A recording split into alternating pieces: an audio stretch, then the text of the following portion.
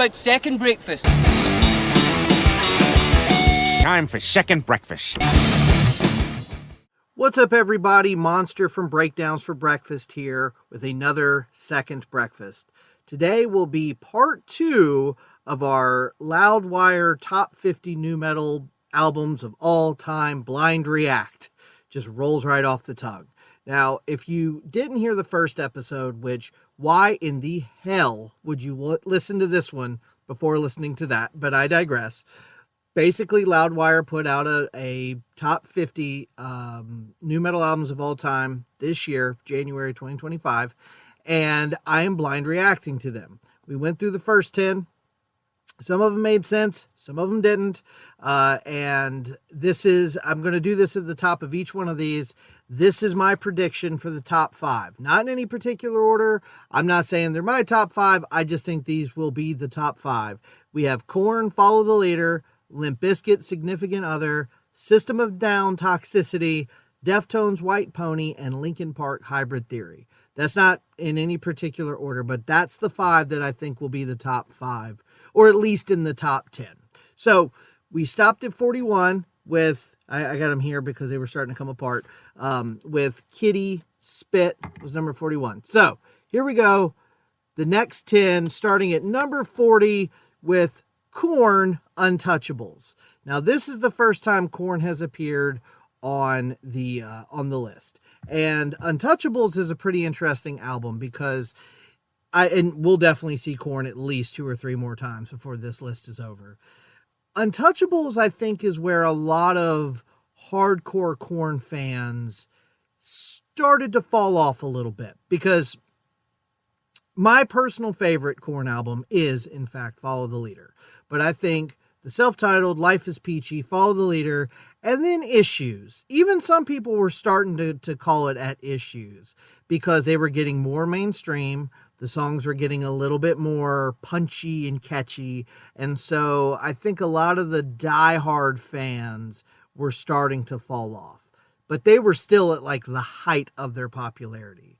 If I'm not mistaken, at the time, Untouchables was one of the most expensive records ever made. It cost millions upon millions of dollars. And you can tell, it sounds great.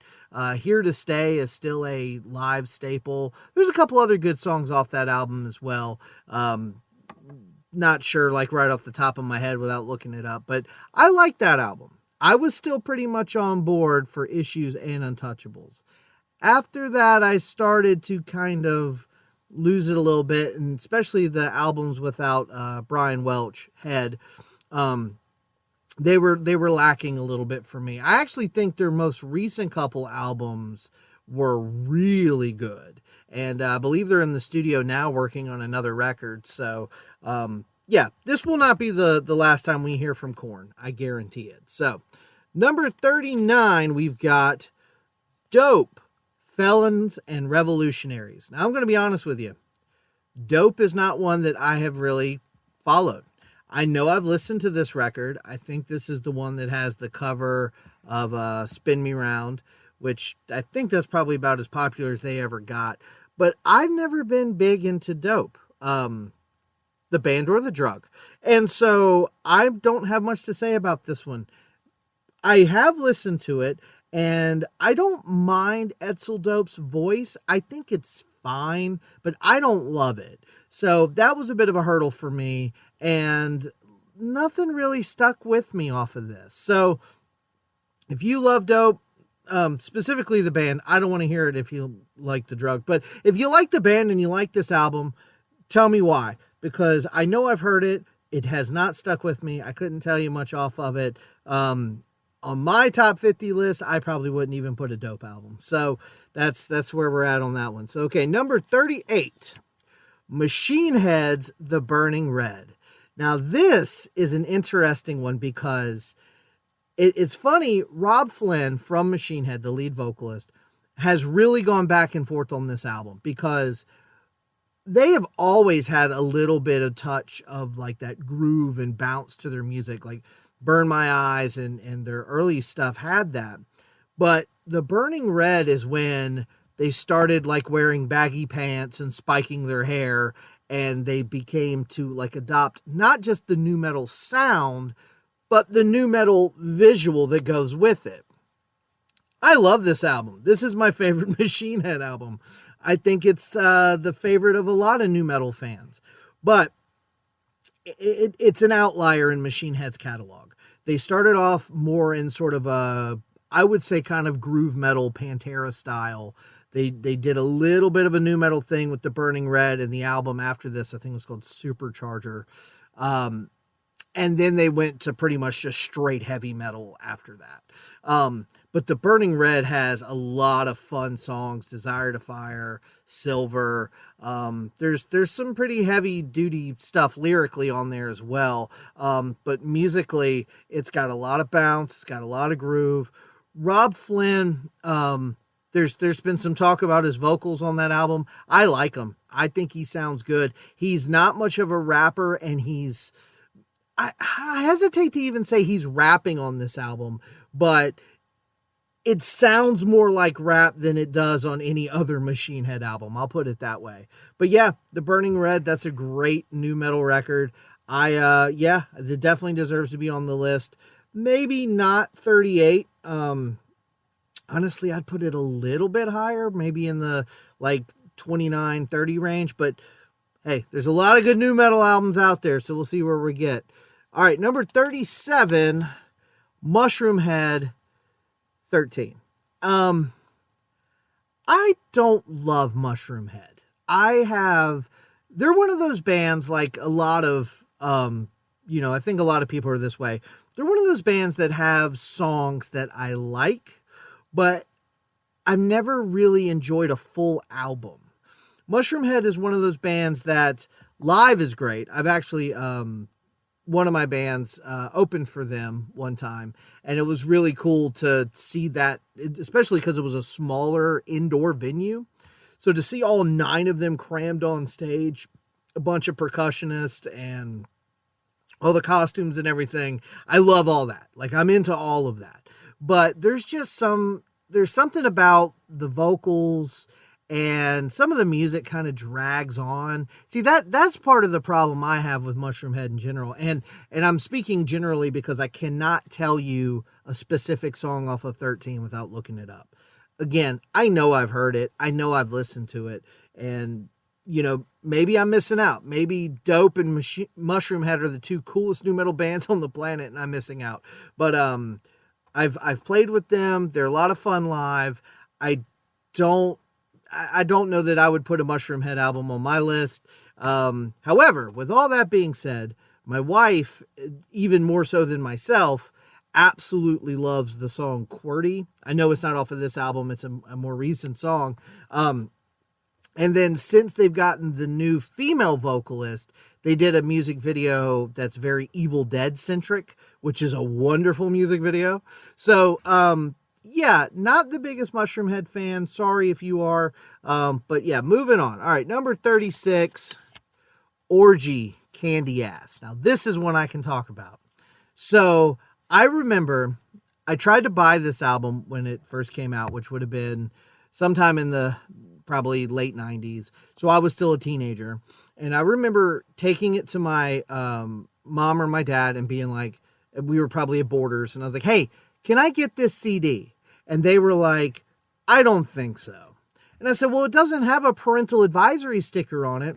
And their exact words were, the band is called Orgy, and the album is called Candy Ass. It doesn't need a parental advisory sticker. Put it back. So, needless to say, I didn't get it till a little bit later, but this is a really cool album. If, like we talked about last time, bands like Static X and Spineshank, if you like a little digital dusting on top of your nu metal, this is a great album. Stitches is probably my favorite Orgy song. Of course, this has the Blue Monday cover that everybody remembers, but there's a couple other really good tracks on this.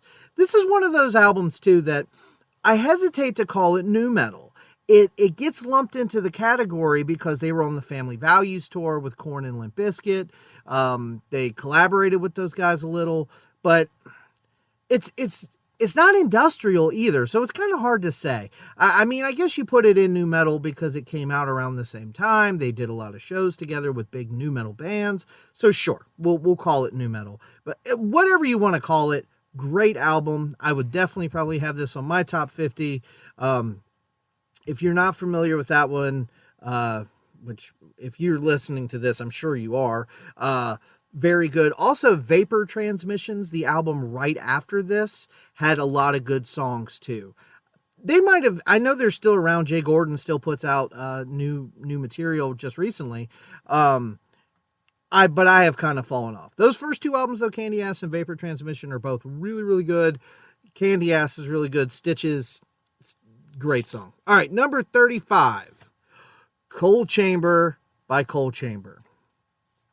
Great album. Absolutely great album. I did, on the show, we did the album Chamber Music. Again, sort of like I said on the previous episode with Crazy Town, I didn't pick Chamber Music because I necessarily think it's that much better, but I just thought it had a little bit more of an interesting vibe to talk about. This album rules. I remember getting this. This was one of those albums that I bought, did not know a single song off of it. I looked at the cover. It was weird. I flipped it over. I saw a picture of the band. They looked super weird. They were on Roadrunner Records, and I'm like, this is me. I need to buy this. And I loved it. I thought it was great. I still remember me and my buddy Roger in my room blasting Loco and just headbanging as hard as we possibly could. Loco is one of the best NuMetal songs of all time, so this album has to be here. But Sway, Bradley, they do that, The Roof is on Fire, like all that is super fun. This is a great album. Absolutely, yeah. It's got that real rattly low bass, but the drums are kind of clicky and stuff. This is a great album. No complaints. If anything, I mean, might need to be a little higher, honestly. All right, so moving on. Number 34, Drowning Pool, Sinner. Similar to what I just said about Coal Chamber. I don't necessarily, well, I definitely love Coal Chamber. I like them a lot more than I do Drowning Pool. But Drowning Pool Sinner has Bodies. And Bodies is one of the absolute greatest NuMetal songs of all time. So you'd have to put this album on there. With that being said, I don't like this album very much. It's been a long time since I've listened to it, but kind of in the same vein as Saliva, they're kind of just a hard rock band that occasionally gets a little bit screamy. I know Tearaway, I think, is on this album as well. That's more of kind of like a rock ballad. This is not a bad album. I'm not saying that, but I just don't think that it's that great. But Bodies is unarguably one of the best NuMetal songs ever. So it's one of those kind of a caveat things. Like, you gotta put Bodies on this list. The album that it's on has to be on this list. But I don't know, 34 is a little high for me. Simply because I think that is the most NuMetal song. There is some like chuggy stuff on that album. It's been a long time since I listened to it, but yeah, it's got Bodies. It has to be on the list. So moving on, number 33, Stained Dysfunction. This album is gnarly. I remember getting this album pretty much right when it came out. I had heard Let Go on one of them little sampler CDs, and I remember thinking the clean guitar kind of had this like bluesy riff to it, and then Aaron Lewis's vocals were like kind of dark, and you know, that song starts off kind of like mid-tempo and kind of bluesy, but then by the end he's growling and it gets really dark. That is a dark album. You have got to be mentally prepared to go into that album. Most people know Stained by, you know, It's Been a While and Outside, and once they started to get a little bit more butt rock kind of acoustic based, but this album is rough. I love the song Home. I think that's probably my favorite Stain song, which is on this album. And then obviously you got Mud Shovel. Mud Shovel's another one of those world beaters of a NuMetal song. It's ubiquitous with NuMetal. I used to cover it in some bands. It always went over well. Even if people didn't know the song super well, they were going to get down because it's just such a good song. I think there's a song on there called Crawl that's really good. There's a song I think it's called A Flat that's really good. Great album. No complaints there. Hell, maybe even crack, into the 20s, maybe. But yeah, good album. Cool with that for sure. Number 32, Soulfly. Their self-titled debut, Soulfly. This is another one. I think this one I had read about in Circus Magazine back before it came out. Max Cavalera. This was his new project after leaving Sepultura. And it was a big departure from, well, I say that, but Sepultura again was a little bit more groove metal, quote unquote, and then Soulfly is much more nu metal. And I really like what Max did with this project because lyrically they do talk about some dark themes, but it is also very uplifting. That whole, just the name itself, Soulfly. I remember getting the Ozfest, I don't remember what year it was, but Soulfly was on it, the CD like sampler, and it was all live tracks. And before they started their first song, Max says to the crowd, "Fighting for God and the Most High, we are Soulfly." And I just thought that was a really cool way to kick off your set, especially at Ozfest. And then they go into some brutal ass chuggy riff and Max's screaming vocals, and it rules. Funny thing about Max's guitar playing, it's very chuggy, and it's to use a term that Meigs from Coal Chamber used to say, caveman riffs. It's a lot of power chords and just a bunch of jun jun jun jun jun jun kind of stuff. So he actually does not string the two highest pitched strings, the high E and the high B. He just uses the top four strings because he doesn't need them, But that is a really good album. There's guest appearances by Fred Durst, Benji from Skindred. It's got a lot of good riffs. They get a little bit experimental. It's a long album. I think it's like an hour and 10-15 minutes, which is a bit long for something this aggressive, but it is a really cool album. If you like Max Cavalera and Sepultura or Cavalera Conspiracy or any of those other projects, the first two Soulfly albums are fantastic. I prefer Primitive, which is the album after that, because it is a little tighter and it's got a song with Sean Lennon of all people, which is fun. But yeah, not mad about that. Soulfly definitely needs to be here somewhere. All right, last one for today's episode. Number 31, Sevendust by Sevendust. Great album. I think it's the album most people were introduced to Sevendust on as their debut. You've got songs like Black. You got songs like Bitch. Really good album. Really, really good album. My friend that I just mentioned earlier, Roger, that we used to rock out to Coal Chamber to, this is his favorite band. And I can't blame him. They are a really good band. LeJean Witherspoon's vocals are some of the best in the genre.